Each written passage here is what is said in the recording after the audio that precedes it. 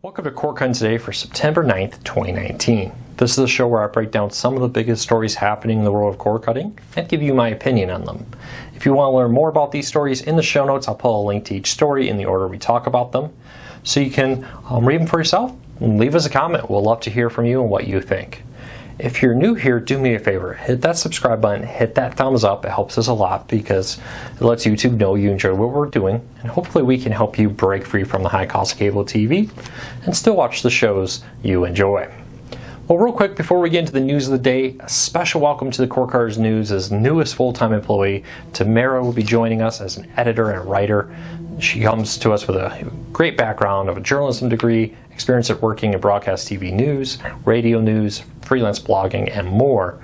So she'll be joining us, doing a little bit of writing, but helping on the back end to kind of make sure all the news and everything we do is as best as it can be, and help us bring more news to you in this ever-growing, ever-increasingly busy world of cord cutting. So make sure to say hello to Tamara, leave her a nice comment down below, and keep an eye out for her on the website from time to time also. Alright, and what may be one of the most interesting stories of the day that we're going to have to wait to learn more about, AT&T has been slowly hiding Uverse TV from its pages. Now, you still can get Uverse. If you go and enter a zip code and you try to buy a package, you will find it there. But recently, AT&T shut down Uverse's social media. The Facebook page was merged into the old DirecTV Now page, which is now called It's On AT&T. And the Twitter page or account was locked, just directing people to go follow the old DirecTV Now page, which is now called It's On AT&T. So that was interesting a couple of weeks ago when they did that move. And now in the last few days, they've gone and removed Uverse from the top of their website. So the top of AT&T's website, you used to find Uverse, DirecTV, AT&T TV, and streaming, which is now AT&T TV Now. Now you won't see AT&T TV, or we won't see AT&T's Uverse. So many AT&T services listed there. So no more AT&T Uverse TV listed there. On the descriptions for the things like AT&T's TV's other options, you'll find it very hidden and more. So it's still there, but they're clearly downplaying it. Sometime in the last couple of days, they've removed it from the top of the website. They've reworded a lot of pages about their TV section to kind of hide the Uverse section. And this definitely follows up with reports that AT&T intends to stop offering the service by the end of this year. Now, back in July, when some internal documents were posted online about AT&T TV, one of the lines in there was that AT&T would stop offering Uverse in markets with AT&T TV. That happened this year, and that fully falls in line with the prediction according to that they would stop offering Uverse nationwide once AT&T TV is available nationwide later this year. So it'll be very interesting to see what happens here. Now the question is, what does this mean for Uverse customers? For now, AT&T has said that current Uverse customers would get to continue to use their service for now. I'm assuming though at some point they're going to continue to force people off Uverse TV, try to push them towards AT&T TV or DirecTV. But it'll be interesting to see how this plays out. Now, there's a lot of questions about this. I know a lot of people say, well, I still see it listed. Yes, when you go and you enter your zip code and you try to buy, in that list of different packages, you'll find it there. It's on some pages over at AT&T's website, but it's considerably more hidden than it used to be.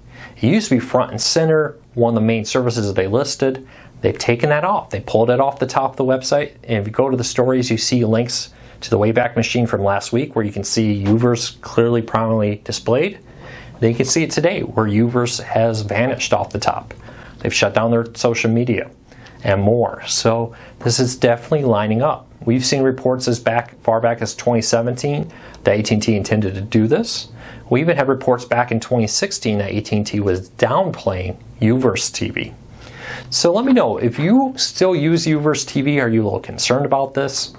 It kind of makes sense. AT&T has talked about how AT&T TV is a lot cheaper than DirecTV and Uverse.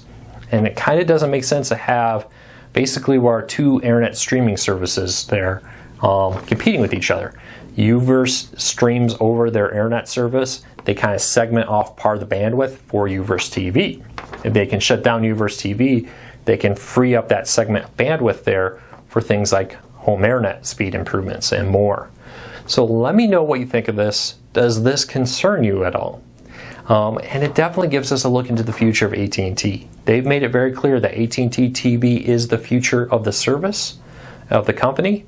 And Uverse has really been slowly falling off the market recently. A couple years ago, they rebranded Uverse Internet to AT&T Internet and Uverse Phone to AT&T Phone. Now it seems like Uverse TV is maybe coming to an end. If the July documents were correct, and so far everything on there has been fulfilled, it said August launch date for AT&T TV. It said it would be called AT&T TV before it was announced. Both of those happened. The packages rolled out, met. The description of what kind of markets it would launch in was pretty much spot on. A few additional ones were added. And it's so far 1 for 1. So it leads us to believe that yes, AT&T does intend to shut down Uverse TV by the end of this year. So let me know what you think. Leave us a comment. We'll love to hear from you. And let me know if this worries you at all. Do you still use Uverse TV? Leave us a comment. All right, well, let's keep on moving because we have a lot of deals to talk about today. Number one, if you are a Disney Visa card owner, you can get a discount on Disney Plus. Right now for the month of September, if you sign up for Disney Plus to be an original founder, you can save $20 off of 2 years or $40 off of 3 years. So the 3-year deal is the best deal for Disney Plus. And you have to be a Disney credit card member, a Disney Visa card. I think it's from Chase, if I remember correctly. But it is one of those deals that does give you a discount on Disney Plus, very similar to what the D23 discount was, but some different options right there. So check it out, and if you're interested in Disney Plus and you know you're going to pay for it, it's going to be a way to save some money. $40 can get you a lot of Netflix, Hulu, etc. All right. Also, Amazon's 50-inch 4K HDR Dolby Vision HDR smart TVs from Toshiba are on sale. For $299 for the 50-inch. This is one of the lowest prices the 50-inch Dolby Vision HDR one has been at in the past. Now, we've seen some of the HDR10 TVs be on sale at this price or cheaper, but this is one of the few sales we've seen so far in the brand new Dolby Vision version of the Toshiba Fire TV Edition Smart TV. It's a smart TV like this one with a Fire TV built in. So check it out. Link in the show notes down below. Also, CBS All Access, to celebrate the start of the NFL season, is offering a 1-month extended free trial for new customers. With CBS All Access, not only do you get things like Star Trek Discovery, the new Picard show, on-demand content, you can also stream your I should probably say at this point, most local CBS stations as part of your membership, including access to NFL games on Sunday. Now, you need to have a special promo code. Check the link in the show notes down below. You need to be a first-time customer. I don't think you can qualify as a returning customer. If you can, leave me a comment. Let me know. I didn't see it listed as an option, though. Also, PlayStation View's core sale ends today. If you are thinking of, if you're a current subscriber, not on core, and you're thinking of switching, or you're thinking of signing up, right now you can get $10 off of the core plan. So that brings it down to $44.99 for the core plan. It's a pretty good deal. First 2 months, you get basically $10 off each month, so $20 off. And you get a ton of channels. This is the package that has like the original sports networks and more included with it, along with things like the new ACC network, just in time for college football. So link in the show notes down below.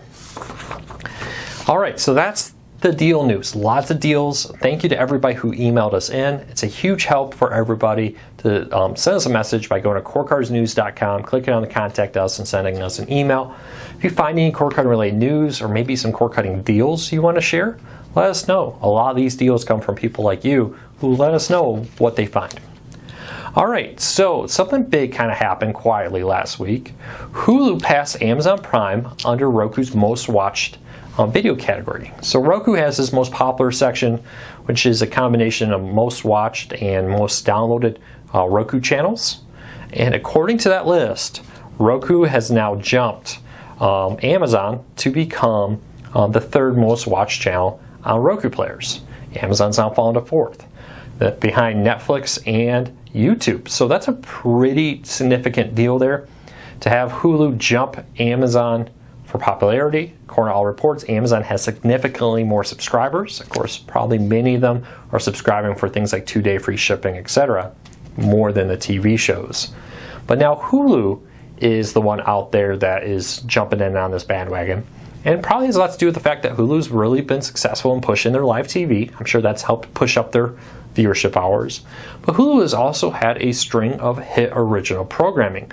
Hulu's gone out there and struck deals to bring great content. They just announced, they got The Handmaid's Tale. Now they announced a follow-up show, a sequel to The Handmaid's Tale, will be coming out on Hulu. Just announced no release date on that yet.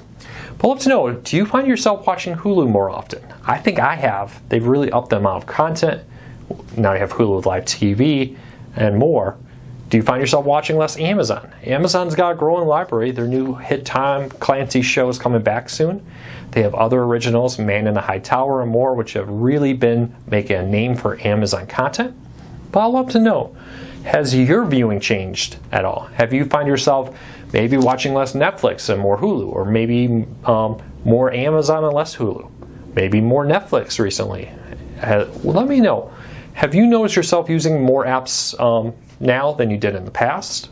Well, leave us a comment. But we're going to be keeping a close eye on this, and we will let you know what we find and what we learn as we keep a close eye on this battle between Hulu and Amazon. It's going to be very interesting because Roku is the largest streaming player in the United States. So how does that play out for the future of Amazon and Hulu? And we'll have to wait and see. Speaking of which, looking at that same thing, another interesting thing happened recently. The Roku channel has become Roku's most popular free ad-supported streaming channel for movies and TV shows. Yes, YouTube is still bigger, but YouTube isn't necessarily what we consider a free movie and TV streaming channel. Yes, you can watch some there. Most people aren't watching YouTube to watch classic movies and more. But the Roku channel has passed Pluto, Tubi, Crackle, and more. It's very interesting to see that breakdown. We have a full list, if you look at the story in the show notes down below, where I list out who is number 1, number 2, and more. But this is a pretty meteoric rise of the Roku channel. It's been heavily promoted by Roku recently in like its feature free section, which you see over here on the side, and in the ad banners and more. They've really been pushing the Roku channel and adding more and more to it. It'll be interesting to see how this battle goes. Pluto TV has really been upping their game. You got Stir, Tubi, Crackle has new owners now. It'll be very interesting to see what happens to the future of the Roku channel and of which is the most popular. Of course, being most popular has a lot of money. If you can be that go-to destination, especially when you're a service that relies on ads, it probably means people are going to watch it more. If people watch it more, it probably means that you're going to get more ad revenue. So this battle to be that number 1 free ad-supported streaming service is going to be very important to the future of these different services out there. So let me know, which is your favorite free streaming service? Is it the Roku channel? Is it Pluto TV, Stir, Zumo TV, Crackle, Tubi, some other service? Keep it limited to the ones from the official channel stores or app stores, please. Let us know. We'll love to hear from you. All right, next up too, we have the Beginner's Guide for Cord Cutting. So we've done a complete refresh of our Beginner's Guide to Cord Cutting. It was posted on the site today. I'd love to have everybody here take a look at it, especially if you've been a cord cutter for a while. We'd love to know.